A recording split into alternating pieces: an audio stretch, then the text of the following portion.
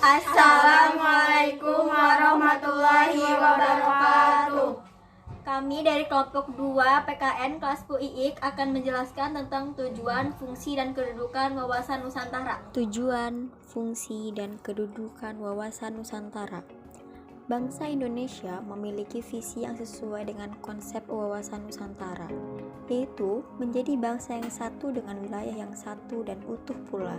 Oleh karena itu, wawasan Nusantara yang dimiliki bangsa Indonesia memiliki tujuan, fungsi, dan kedudukan sendiri. Tujuan wawasan Nusantara.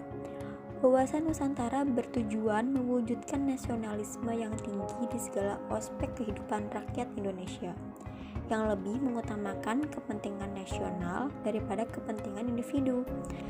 Secara umum, tujuan wawasan Nusantara sebagai berikut. Tujuan wawasan Nusantara ke dalam. Tujuannya yaitu menjamin persatuan dan kesatuan di segenap aspek kehidupan nasional, baik aspek alamiah maupun aspek sosial. Tujuan wawasan Nusantara keluar.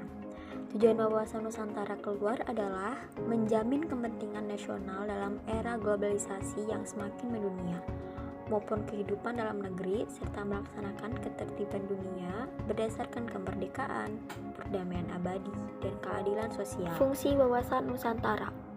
Fungsi wawasan Nusantara secara umum adalah sebagai pedoman, motivasi, dorongan, serta rambu-rambu dalam menentukan segala kebijaksanaan, keputusan, tindakan, dan perbuatan bagi penyelenggaraan di negara di tingkat pusat dan daerah, maupun bagi seluruh rakyat Indonesia.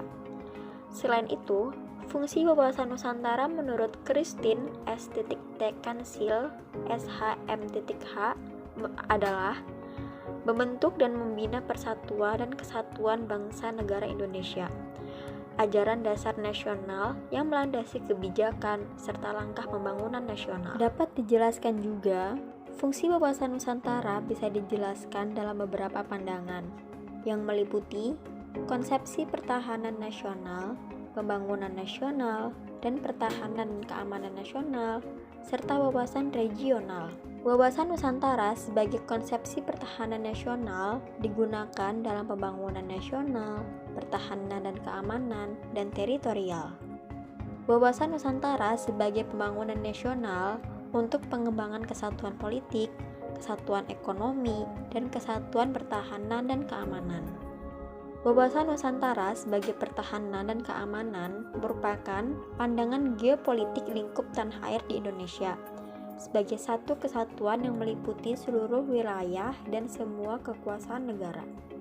Wawasan Nusantara sebagai wawasan regional untuk pembatasan negara agar tidak terjadi sengketa dengan negara tetangga. Kedudukan wawasan Nusantara.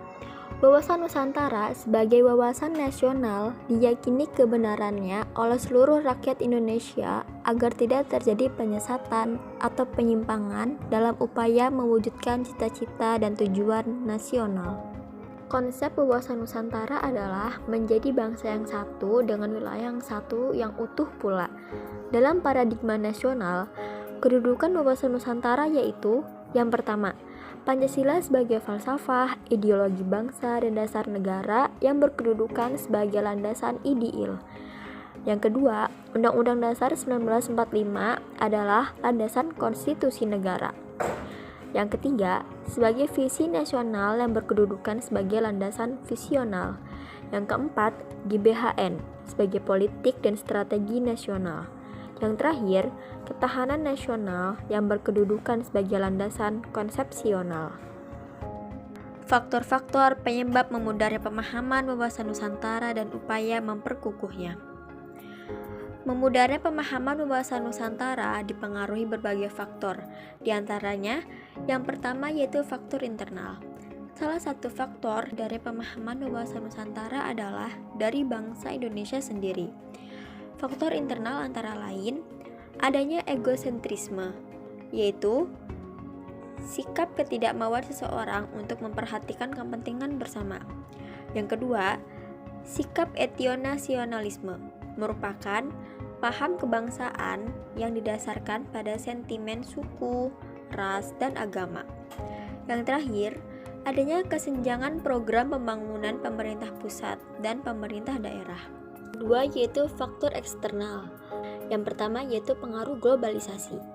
Bangsa Indonesia dikenal dengan budaya ketimuran yang sangat menjunjung tinggi etika dan moral bangsa. Yang kedua yaitu pengaruh dari konstelasi politik internasional. Negara-negara superpower berusaha mencari pengaruh dari negara-negara berkembang untuk melaksanakan ideologi seperti pertarungan pengaruh antara ideologi komunis dan liberal.